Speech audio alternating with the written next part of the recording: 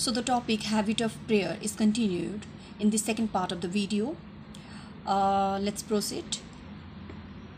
Little children can hear God's voice in different ways. Sometimes God speaks to us in our hearts and minds. God's voice is called conscience. We can call it our inner voice. We cannot hear the voice of conscience with our ears, but we can recognize it in our hearts. To hear God's voice, we have to be silent. For this, we have to train our mind and body.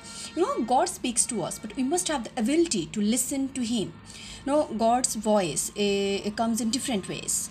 Sometimes God speaks to us in our hearts and minds. Sometimes what happens, you might have realized that we want to do something that is not good for us. Our mind says to do that, but an inner voice that tells us that no, we should not do that. That's not good for us. That inner voice is your conscience, and that is God's voice.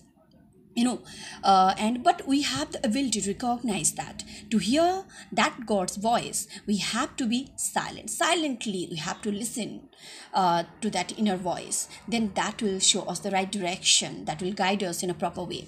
One day Priya was very lazy to get up. She wanted to sleep again. Mom called her, Priya. She wanted to act out as if she's in deep sleep, but she felt someone is talking to her in a mild voice. Good children are not lazy. They will overcome laziness with zeal. She opened her eyes and looked around. She did not see anyone. She remembered her teacher's words. God speaks to us in our conscience. Priya understood it is God who gives good thoughts to her. She said, "Yes, Lord, I am getting up. Thank you for talking to me and helping me to obey." Wonder what happened. Priya was very lazy, and she wanted to get up very late, but her mother said, Priya, get up. She wanted to act out as if she's in deep sleep, and she didn't want to get up. At the same time, she heard a voice, an inner voice, you can say, that good children are not lazy, and they will overcome laziness with zeal. And then she opened her eyes and looked around. Who talked to me now? Who talked to me? But there was no one around, and she did not see anyone. Then she remembered her teacher's words that God speaks to us in our conscience. Priya understood it is God who gives good thoughts to her, that we should get up early in the morning. We should not be lazy. Then she offered her thanks to the Almighty, to God, that thank you, God, for talking to me and helping me to obey. Sometimes we pray aloud, and other times we pray silently. Both ways we have to pray. In a group, we can pray aloud. When we are alone, we can pray in silence. God hears our prayer, but He always speaks to us in silence.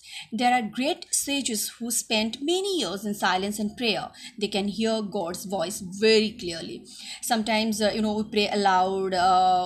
We pray in form of songs. In an assembly, whenever you are in school in the morning, you pray in form of a song, and whenever your class a new period begins, you pray aloud at that time. Almighty God, our Father in heaven, holy be your name. This prayer you used to pray. So we pray aloud when we are alone. When you are alone, you can pray in silence. At that time, God hears our voice. God, even we are able to hear God's voice, but always remember, God speaks to us in silence.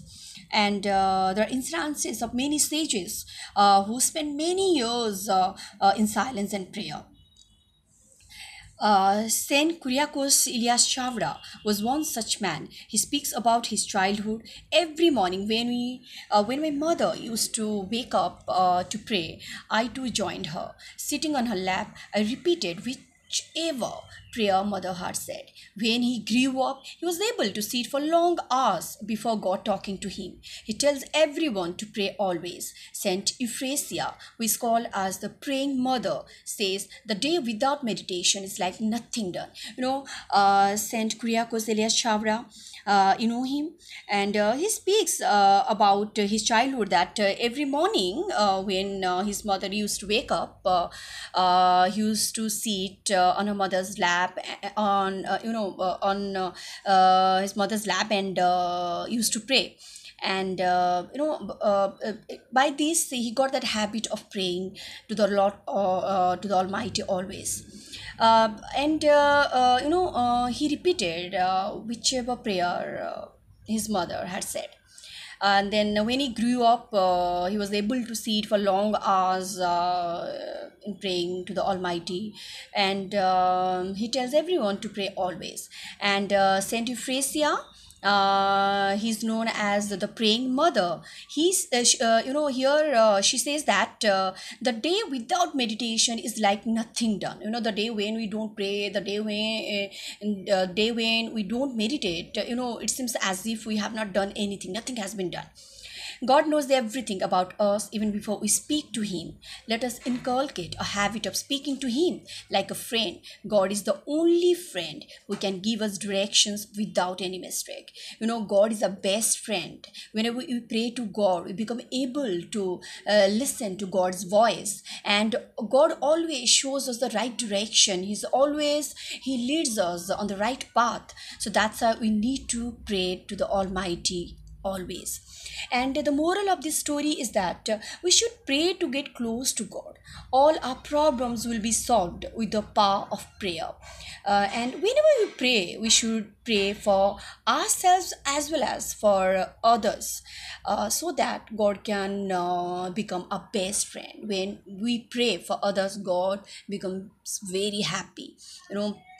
So that's why we have to pray ourselves as well as for our relatives, for our friends, for our family members, for our teachers, isn't it? So just be a good child and inculcate the habit of prayer every day.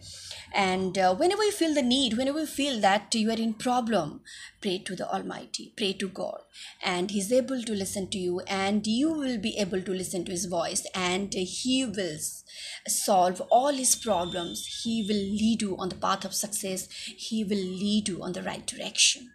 Thank you.